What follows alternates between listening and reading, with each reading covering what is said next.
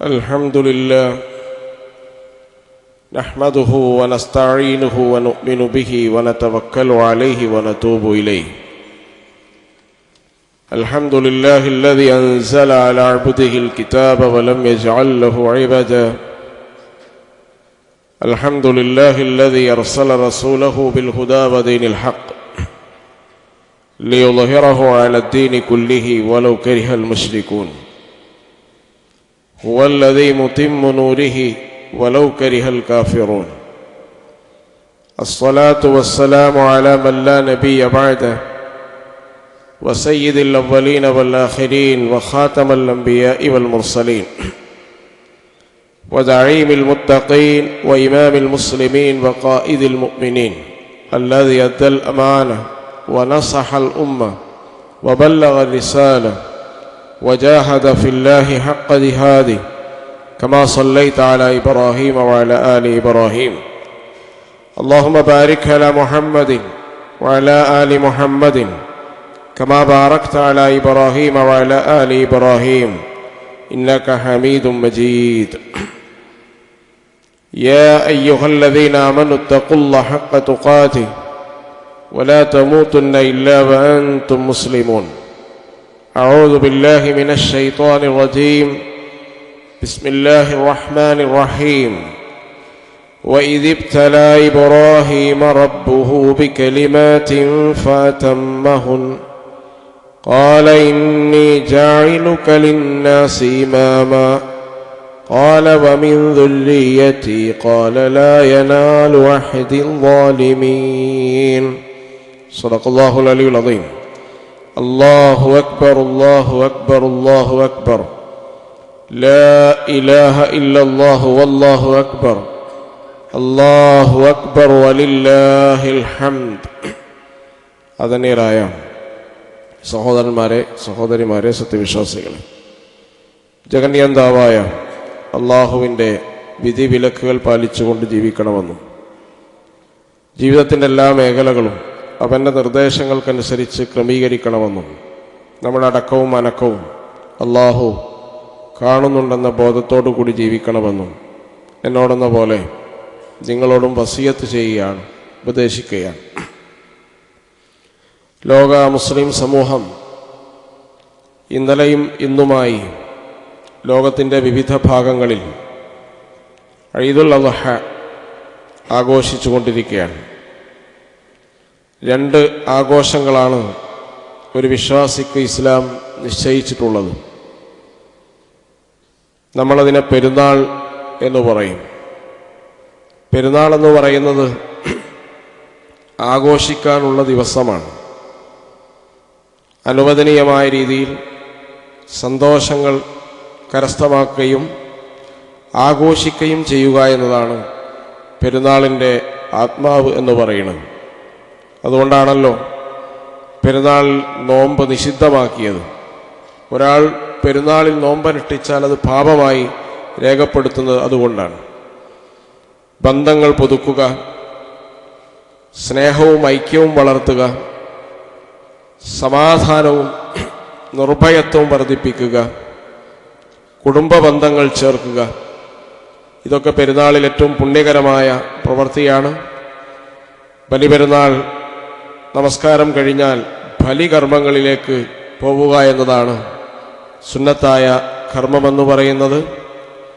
അതിനുശേഷം കുടുംബ ബന്ധങ്ങൾ ചേർക്കുക വളരെ പ്രധാനപ്പെട്ട ഘടകമാണ്. ഇന്നത്തെ കാലത്ത് നമ്മളെല്ലാവരും ഏതെങ്കിലും ഒരു വീട്ടിൽ ഒരുമിച്ച് കൂടുകയോ ബന്ധുക്കളെ സന്ദർശിക്കുകയോ ചെയ്യൽ ഏറ്റവും പുണ്യകരമായ പ്രവൃത്തിയാണ്. പെരുന്നാൾ അതിൻ്റെ ഒരു നിമിത്തമായി നമ്മൾ ഉപയോഗപ്പെടുത്തേണ്ടതാണ്. ഇങ്ങനെ പെരുന്നാളിനെ ബന്ധങ്ങൾ പുതുക്കാനും സ്നേഹവും ഐക്യവും തമ്മിൽ പകർന്നു നൽകാനും അതുപോലെ ദരിദ്രരായ മനുഷ്യരെ കൂടുതൽ ചേർത്ത് നിർത്താനുമാണ് എല്ലാ ആഘോഷങ്ങളും. ഇസ്ലാം നമ്മോട് എല്ലാ ആഘോഷങ്ങളിലും ഉദ്ഘോഷിക്കുന്നത്. ബലിപെരുന്നാളിൻ്റെ സവിശേഷത എന്ന് പറയുന്നത് ഹദ്റത്ത് ഇബ്രാഹിം അലൈഹിസ്സലാമും അദ്ദേഹത്തിൻ്റെ കുടുംബവുമായി ബന്ധപ്പെട്ട സ്മരണകളാണ് ബലിപെരുന്നാളിൻ്റെ ഏറ്റവും വലിയ സവിശേഷത എന്ന് പറയുന്നത്. ഇബ്രാഹിം അലൈഹിസ്സലാമിനെ വിശുദ്ധ ഖുർആൻ ധാരാളം സ്ഥലങ്ങളിൽ പരാമർശിച്ചതായി നമുക്ക് കാണാൻ കഴിയും. ആരായിരുന്നു ഇബ്രാഹിം അലൈഹിസ്സലാം എന്ന് പഠിക്കുകയും ആ ഇബ്രാഹിമി ചര്യകളെ മില്ലത്തിനെ പിൻപറ്റുകയും ചെയ്യുക എന്നതാണ് ലോകാവസാനം വരെയുള്ള വിശ്വാസികളോട് അല്ലാഹു സുബ്ഹാനഹു വ തആല കൽപ്പിച്ചിട്ടുള്ളത്. ധാരാളം പരീക്ഷണങ്ങൾക്ക് വിധേയമായ പ്രവാചകനാണ് ഇബ്രാഹിം അലൈഹിസ്സലാം. ബലിപെരുന്നാളിൻ്റെ ഏറ്റവും വലിയ പൊരുൾ എന്ന് പറയുന്നത്, അതിൻ്റെ കാമ്പ് എന്ന് പറയുന്നത് മില്ലത്ത് ഇബ്രാഹിമാണ്. മില്ലത്ത് ഇബ്രാഹിമിനെ പ്രതിനിധീകരിക്കാതെ ഒരിക്കലും നമുക്ക് ഈ ആഘോഷം ഓർക്കുവാനോ ആഘോഷിക്കുവാനോ മുന്നോട്ട് കൊണ്ടുപോകുവാനോ സാധ്യമല്ല. എന്താണ് മില്ലത്ത് ഇബ്രാഹിമിൻ്റെ സന്ദേശമെന്ന് പറയുന്നത്? ഒന്നാമത്തത് അറ്റമില്ലാത്ത സമർപ്പണമാണ്. സമർപ്പണത്തിനൊരു പരിധി നിശ്ചയിക്കാൻ നമുക്ക് കഴിയാത്ത സമർപ്പണമായിരുന്നു ഇബ്രാഹിം അലൈഹിസ്സലാമിൻ്റെയും ഇസ്മായിൽ അലൈഹിസ്സലാമിൻ്റെയും ഏറ്റവും വലിയ പ്രത്യേകത എന്ന് പറയുന്നത്. ആ സമർപ്പണത്തെ ലോകം ഇന്നും ആഘോഷിച്ചുകൊണ്ടിരിക്കുകയും സ്മരിച്ചുകൊണ്ടിരിക്കുകയും അതിനെ കൂടുതൽ ജീവിതത്തിലേക്ക് പകർത്തുകയും ചെയ്തുകൊണ്ടിരിക്കുന്ന സന്ദർഭമാണ് ഹജ്ജും അതിനോടനുബന്ധിച്ച പെരുന്നാളും എന്ന് പറയുന്നത്. അല്ലാഹു സുബ്ഹാനഹു വ തആല ഇബ്രാഹിമി സമർപ്പണമാണ് നമ്മിൽ നിന്ന് ആവശ്യപ്പെടുന്ന ഏറ്റവും പ്രധാനപ്പെട്ട ഒരു കാര്യമെന്ന് പറയുന്നത്. ഇബ്രാഹിമി സമർപ്പണം ഇന്ന് ലോകത്ത് വിശ്വാസികൾ എല്ലാ ആളുകളും തങ്ങളുടെ ആദർശത്തിനു വേണ്ടി നിർവഹിക്കാൻ ബാധ്യതപ്പെട്ടവരാണ്. ഫലസ്തീനിലെ ഗസയിൽ എല്ലാം തകർന്ന് തരിപ്പണമായ തൻ്റെ പ്രദേശത്തേക്ക് വൃദ്ധയായ വയോധികയായ ഒരു ഉമ്മ വന്നു ചേരുകയാണ്. അവർ തൻ്റെ വീടിങ്ങനെ തെരഞ്ഞു നോക്കുന്നുണ്ട് എല്ലാ സ്ഥലങ്ങളിലും, പക്ഷെ വീട് കാണുന്നില്ല. വീടിൻ്റെ അടയാളമായ ഒരു കെട്ടിടവും കാണുന്നില്ല. അയൽവാസികളുടെ വീടുകൾ പരിശോധിക്കുമ്പോൾ ആ വീടുകളും കാണുന്നില്ല. എല്ലാം തകർന്ന് തരിപ്പണമായ കെട്ടിടങ്ങളുടെ മുകളിൽ കയറി നിന്നുകൊണ്ട് ആ ഉമ്മ പറയുന്നുണ്ട്, മന്ദല്ലദി യഖ്രിദുല്ലാഹ ഖർളൻ ഹസന. നാളെ പടച്ച റബ്ബ് എല്ലാ വിശ്വാസികളോടും ചോദിക്കും, അള്ളാഹുവിന് ആരാണ് നല്ല കടം നൽകിയത്? നല്ല കടം നൽകിയത് ആരാണെന്ന് ചോദിക്കുമ്പോൾ ഞങ്ങൾ പറയും, ഞാൻ പറയും, ഞാൻ ആ കൂട്ടത്തിൽപ്പെട്ടവരാണ്. എൻ്റെ വീട്, എൻ്റെ അയൽവാസികളുടെ വീട്, എൻ്റെ 4 മക്കള്, എൻ്റെ പേരക്കുട്ടികൾ എല്ലാം അള്ളാഹുവിന് നൽകിയതാണ് എന്ന് അഭിമാനത്തോടു കൂടി പറയും എന്ന് വയോധികയായ ആ സ്ത്രീ ലോകം മുഴുവൻ ഘോഷിച്ച് നമ്മൾ കാണുകയാണ്.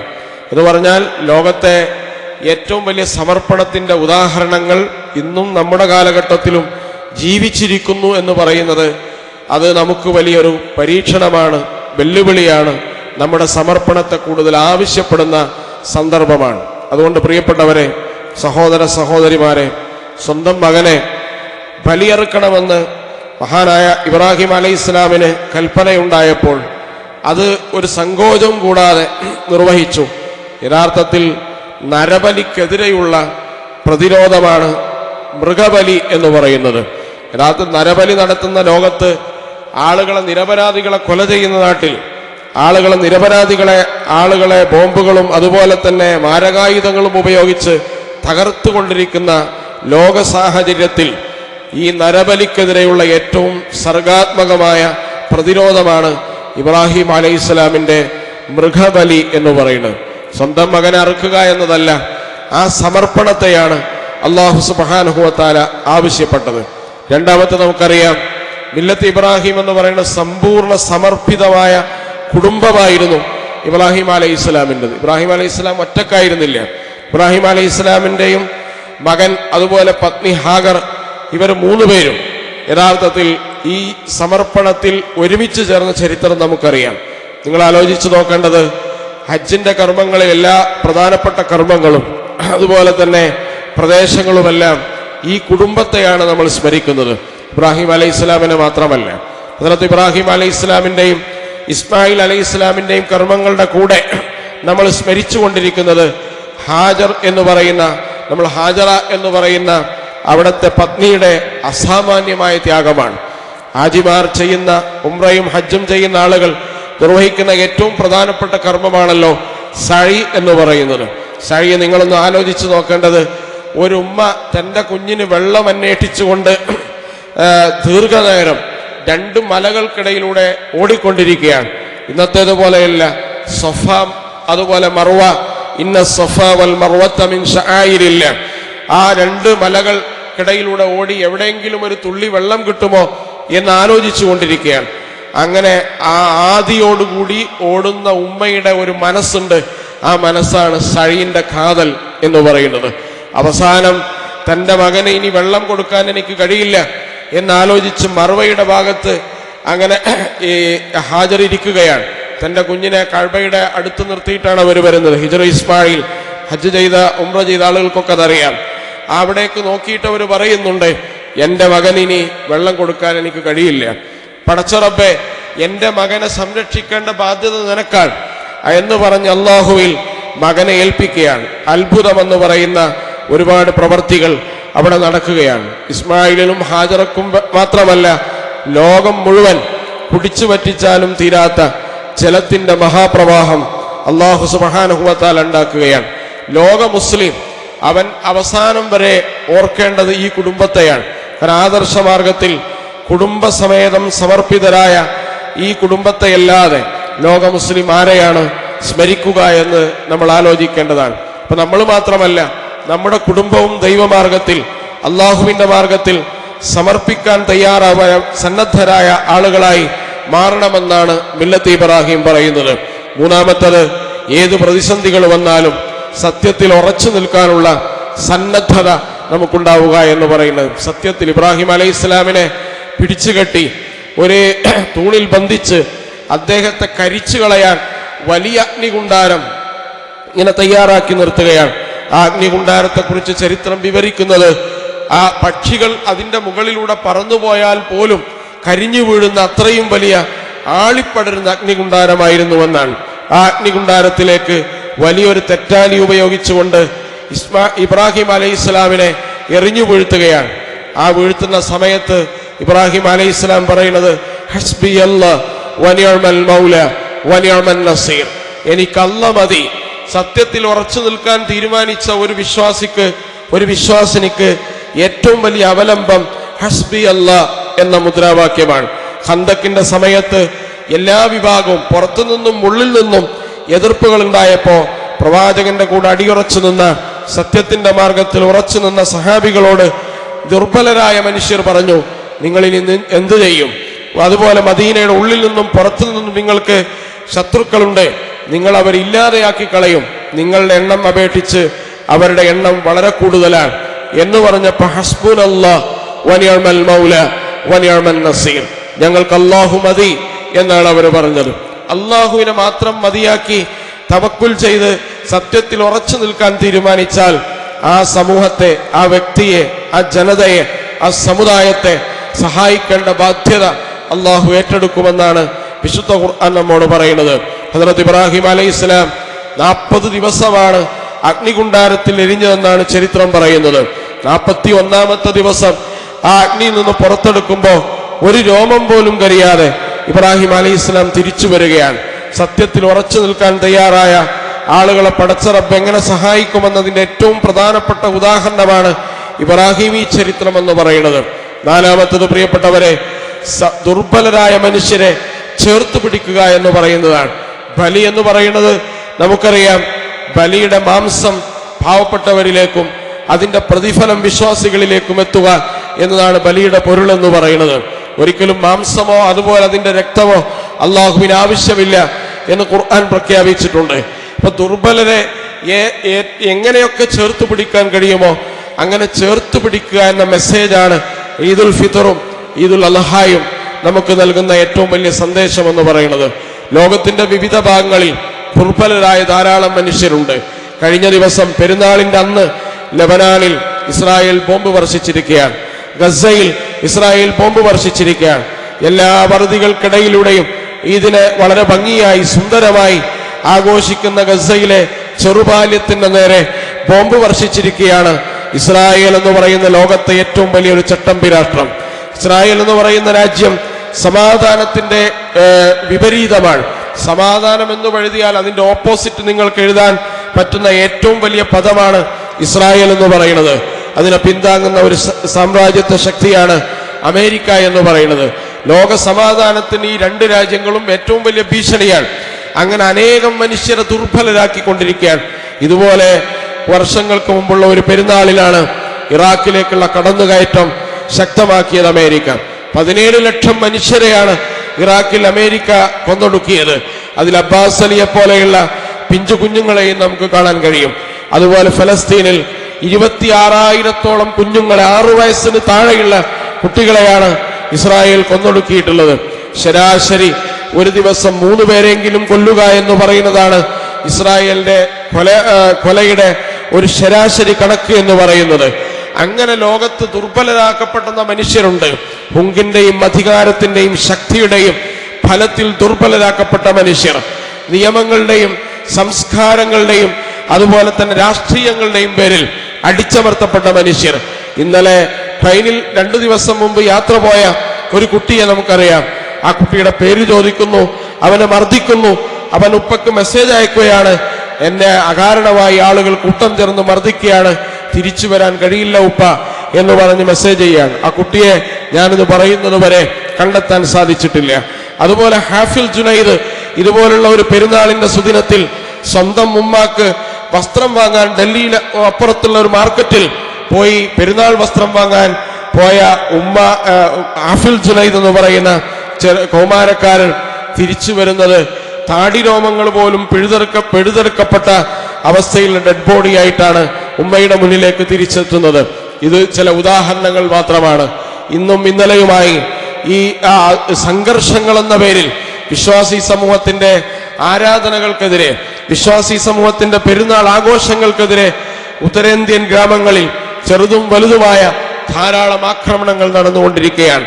അങ്ങനെ ഈ രാജ്യത്തും വിശ്വാസത്തിന്റെ പേരിൽ ആളുകൾ ദുർബലരാക്കപ്പെട്ടുകൊണ്ടിരിക്കുന്ന സന്ദർഭത്തിൽ, ജാതിയുടെ പേരിൽ ദുർബലരാക്കപ്പെട്ടുകൊണ്ടിരിക്കുന്ന സന്ദർഭത്തിൽ ഈ മനുഷ്യരെ ചേർത്തു പിടിക്കാൻ വിശ്വാസികൾ ബാധ്യസ്ഥരാണ്.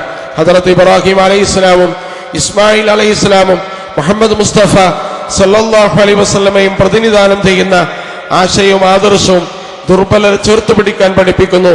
ദുർബലരെ കൂടി ഉൾക്കൊള്ളുന്ന ആഘോഷമാണ് പെരുന്നാൾ എന്ന് പറയുന്നത്. മില്ലത്ത് ഇബ്രാഹിമിന്റെ മറ്റൊരു സവിശേഷത എന്ന് പറയുന്നത് നിർഭയത്വത്തിനും സമാധാനത്തിനും സാഹോദര്യത്തിനും വേണ്ടി നിലകൊള്ളുക എന്നതാണ്. ഇബ്രാഹിം അലൈഹി ഇസ്ലാമിന്റെ പ്രാർത്ഥന പോലും അങ്ങനെയായിരുന്നല്ലോ.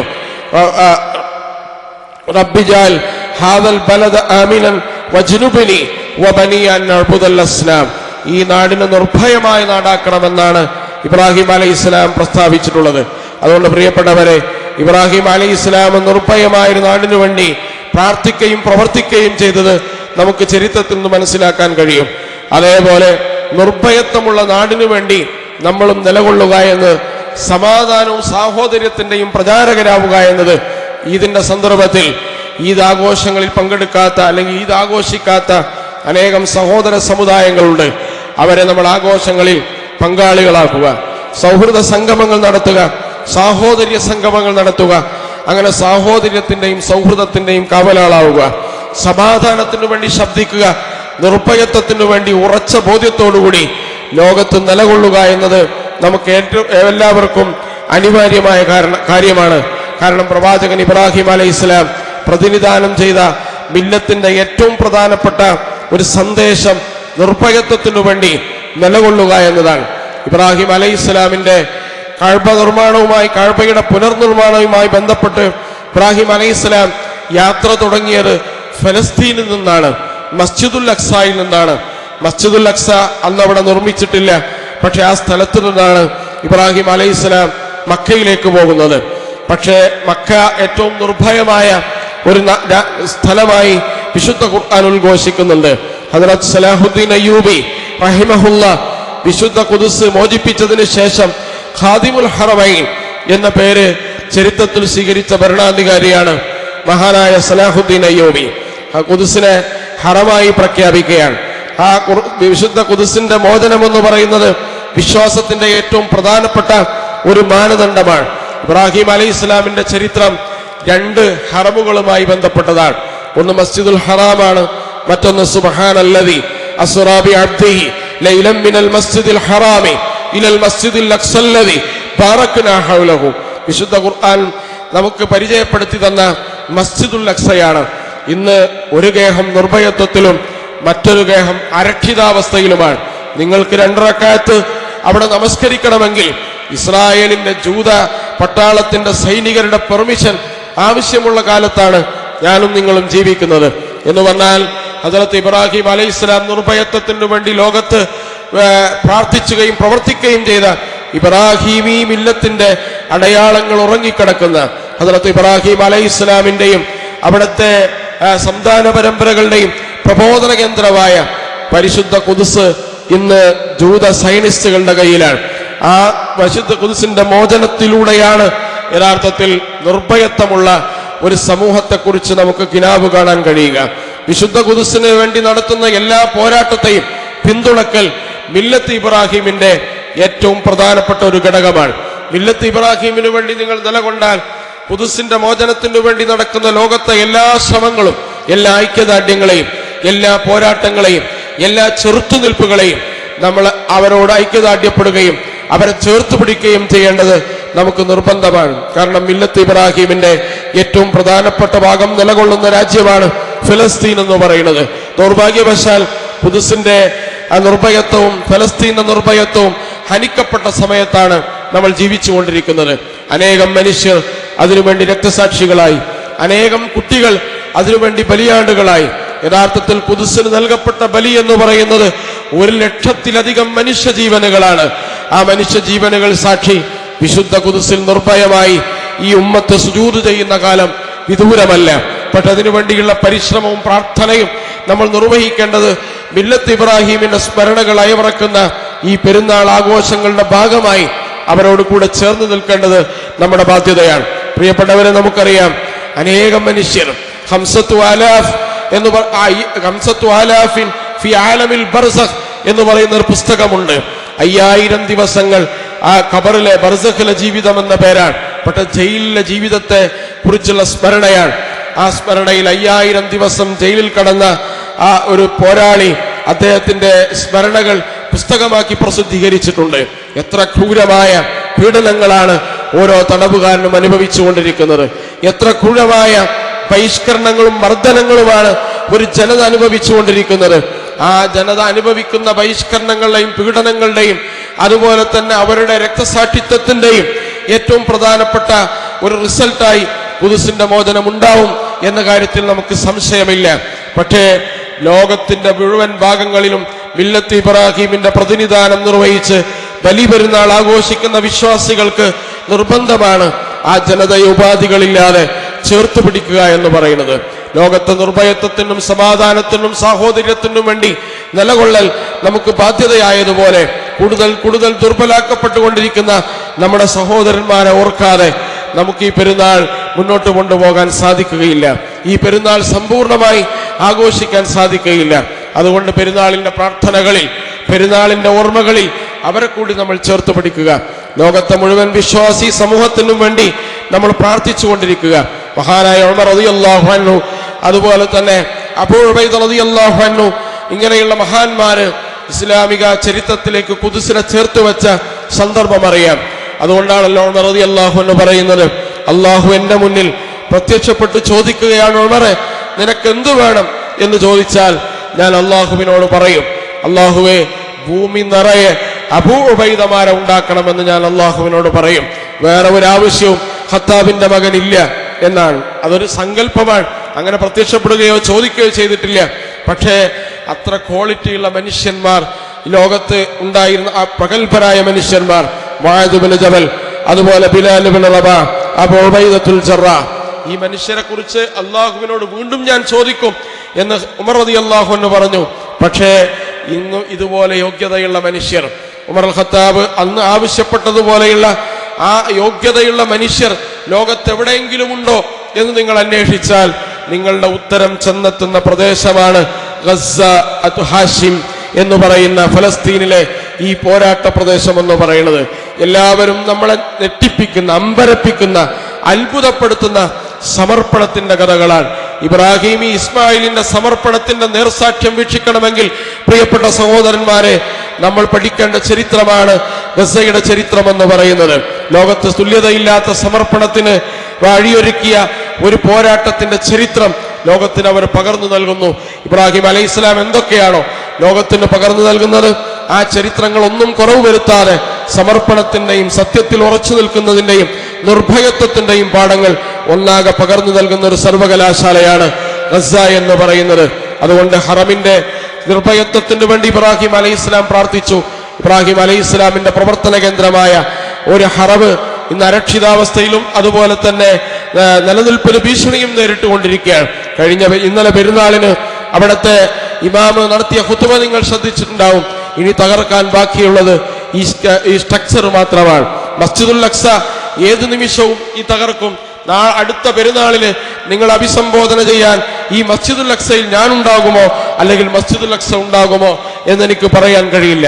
ഓരോ വിശ്വാസികളോടുമുള്ള ചോദ്യമാണ്. നമ്മുടെ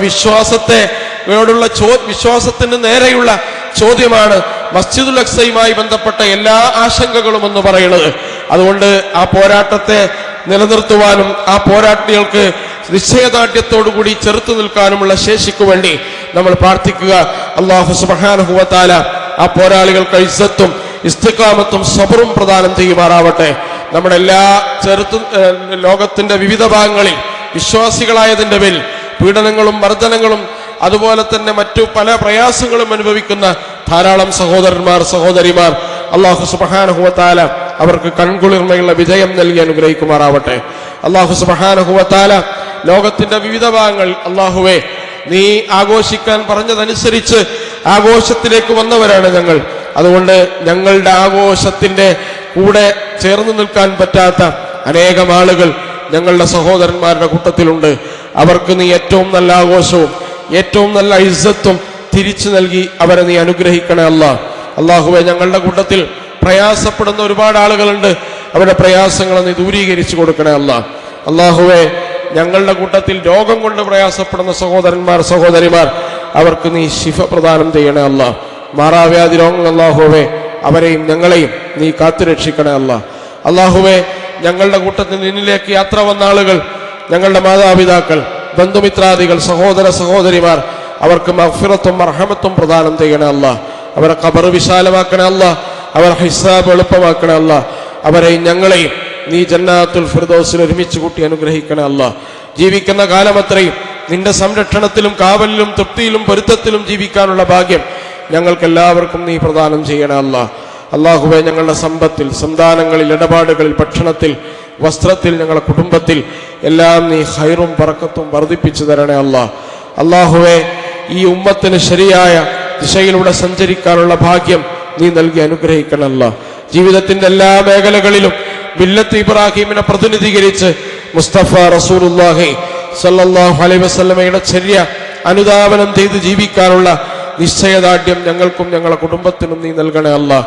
اللهم اغفر للمؤمنين والمؤمنات والمسلمين والمسلمات اللهم اجرنا من النار لا تجعلنا من حطب النار ربنا آتنا من لدنك رحمة وهيئ لنا من أمرنا رشدا ربنا هب لنا من أزواجنا وذرياتنا قرة أعين واجعلنا للمتقين إماما اللهم إنا نسألك علما نافعا ورزقا طيبا وعملا متقبلا وشفاء من كل داء اللهم إنا نعوذ بك من جهد البلاء ودرك الشقاء وسوء القضاء وشماتة الأعداء اللهم إنا نعوذ بك من الهم والحزن والعجز والكسل والبخل والجبن وغلبة الدين وقهر الرجال اللهم أعز الإسلام والمسلمين وأذل الظلم والظالمين اللهم أبرز علينا صبرا وثبت أقدامنا وأيد أيدينا وانصرنا على القوم الكافرين وانصرنا على القوم الظالمين اللهم انصر إخواننا في فلسطين اللهم انصر إخواننا في غزة اللهم انصر إخواننا المجاهدين في غزة اللهم انصرهم نصرا عزيزا اللهم انصرهم نصرا كاملا اللهم عجل بنصرهم يا قوي يا قهار اللهم يا منقذ موسى من فرعون ويا منقذ يونس من بطن الحوت اللهم انقذ بلاد المسلمين من أيدي اليهود المعتدين اللهم انقذ بلاد المسلمين من أيدي اليهود الظالمين اللهم احفظ المسجد الأقصى من أيدي اليهود المعتدين اللهم احفظ المسجد الأقصى من أيدي اليهود الظالمين. اللهم دمر أعداءنا وأعداءك وأعداء الدين. اللهم فرق جمعهم وزلزل أقدامهم وشتت شملهم وخرب ديارهم وانقص عددهم يا حي يا قيوم يا ذا الجلال والإكرام. اللهم ارحم والدينا كما ربيانا صغارا. اللهم ارحم والدينا كما ربيانا صغارا. اللهم ارحم والدينا كما ربيانا صغارا. ربنا تقبل دعانا إنك أنت السميع العليم وتب علينا إنك أنت التواب الرحيم مع عبادك الصالحين وجندك الغالبين. وصل على النبي المصطفى وآله وأصحابه أجمعين وسلام على المرسلين والحمد لله رب العالمين. تقبل الله منا ومنكم كل عام أنتم بخير. عيد مبارك.